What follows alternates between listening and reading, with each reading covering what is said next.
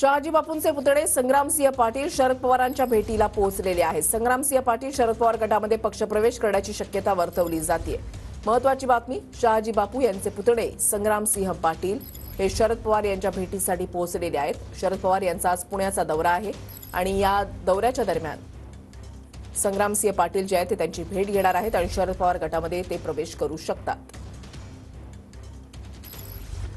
शहाजी बापू पाटील यांच्यासाठी हा एक मोठा धक्का मानला जातोय, कारण त्यांचे पुतळेच आता शरद पवार गटामध्ये प्रवेश करू शकतात। प्रदीप कापसे आमचे प्रतिनिधी आमच्या सोबत आहेत, अधिक माहिती जाणून घेणार आहोत। प्रदीप, काय घडतंय? जे शिंदे गटाचे आमदार आहेत शहाजी बापू पाटील यांचे सख्खे पुतणे आहेत म्हणजे संग्रामसिंह पाटील हे राष्ट्रवादी काँग्रेस शरदचंद्र पवार पक्षामध्ये आज शरद पवारांच्या उपस्थितीमध्ये पक्षप्रवेश करण्याची शक्यता आहे।